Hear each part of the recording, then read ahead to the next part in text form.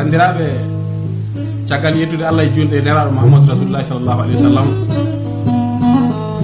min garti ɗo hande filan ɗon lefol haala lefol gilli e lefol weltare e inde fedde gendiyankagal taw filante lefol ngol ko dendagal pulagol didorino ha murli e tergino juude baba adama ene filan on lefol haala ngol hono so Abou Ali Mahambawdi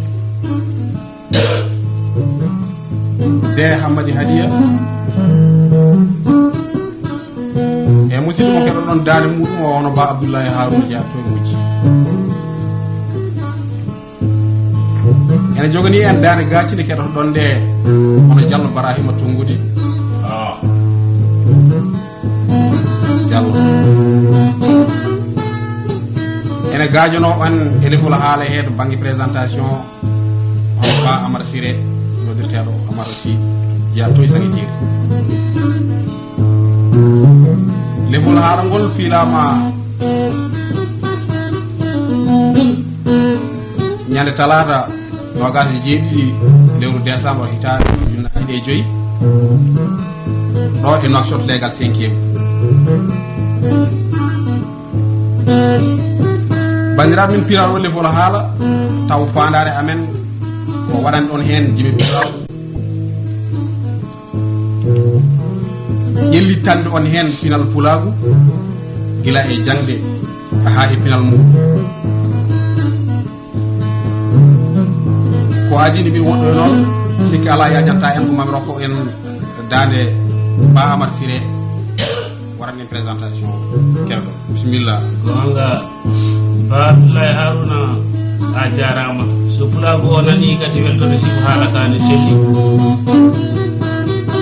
ɓe fon gon noon sukaɓe fulɓe ranɓe pulagu kadi timmini pulagu jimuyagone fewnade rena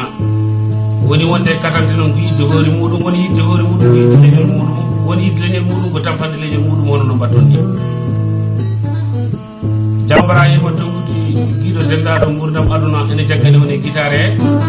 ene yewta pulagu o min ba Amara Siré boɗejo mi joddo e moɗon kadi mi haalano pulagu o konon kono wawde nande beltoɗon eyyi ba Abdoulaye Harouna emin yiɗi nande ƴiya pulaar ngal pulagu o welto eyyi fulɓe mbele ma pulagu yaaru yesso ko ɗum ñaguiɗe ɗon wat e pulagu yo Allah naw pulagu yesso fandare moɗon anniya moɗon e Allah jofno anniya bandiraɓe sehilaɓe keɗo ɗon fedde gendi yankagal pulagu timmiɓe pulagu ay ba Abdoulaye Harouna kaldannoɗo e moɗon o e so Harouna so Abou Ali Mahambawdi e de Hammadi Hadiya ko ɓeɗo wonɓe fulɓe jooɗi ɗon e jewta noon jimi pular keɗo ɗon bisimilla mum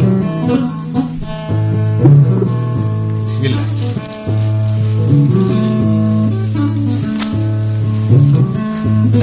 bandiraɓe sehilaɓe caggal to sehilaɓe rendaɓe gurdam kaali haala mumen belka teyka ɗo mi natano ne yimram mbiyan mi yewti fulɓe nde ɗo yimre noon mbaɗan ɗum ko Diallo Barahima Tungudi noddiraɗo paati mbinomi ko wurde bonani mayde bonani ɓuri bonde tan ko wasde ñalade sa nani wurde